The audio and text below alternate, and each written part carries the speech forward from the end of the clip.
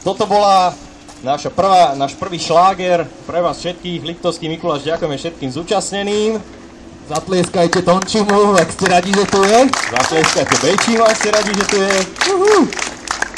Ďalší šlágrik, ktorý vám zahráme, sa točí okolo väčšine omielanej známej témy, ktorou je stroskotaná láska. Niekto to má za sebou, niekto to má možno ešte pred sebou. Niekto možno túto vec pozná. A niekto možno nie. A niekto možno nie. Tak pani zaspieva. Môžeš byť vyššie podľa mňa ešte, nie? Vyššie. Hej. Mal si ju rád, bola k tebe špina. Našla si iného, majú spolu syna. Má meno Eugen, volajú ho Keňo. Zasmej sa, však to znie jak supermeno. Hlavu hore, ve to není koniec sveta. Všetko zlé je na niečo dobré. Či jak je tá veta?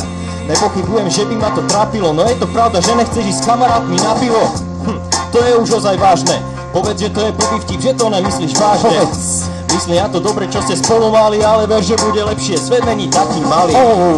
Veď sa nič nestalo, akurát to, čo robila, poriadne strestalo. Není na mieste vyplakávať, keď nás činy dobehnú, vždy je to silná káva. To si je fakt povedal? Jeho počuť vôbec? Určite, ja si myslím, že áno. Toto ti povedala, ani nevie, jak to práve pokazila. Teraz keď by jak nízko letela, so svojím terajším sú jak Meliško a Etela. Nehovorí, že na ňu práve myslíš a že si stolice háne odopieraš kyslík. Každý deravý sú potrebuje plombu a ty si kvôli nej už zas odmietol hentu bombu. Nechaj ju nech počikuje v teplákoch a žije svoj mŕtvý život spolu s hentým čeprákom. Dobre vieš, že ma náš stroskotaný pajac. Prestan sa lutoval na nemu tragéd. Uvoľni sa a zakryť si jak tyček. Život ti nekončí, tak nepíš záves. Hosti sa role, nikdy nevieš, aký ti dá náme. Panička ti povie ďalšie dôležité veci. Ty si s ňou aj zaspievaš, nie? Keby som si chcel zaspievať, tak mi musíš priplatiť, veď.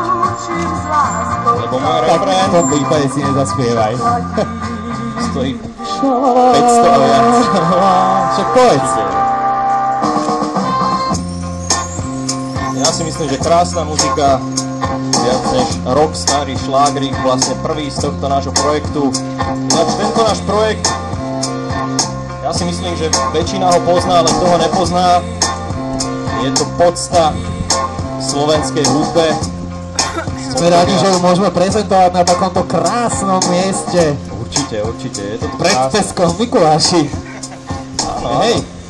Krásna hudba z obdobia 70. rokov, z ktorej Bejči čerpal. A krásne príbehy, ktoré vám ešte dneska porozprávame. Čo tam máme?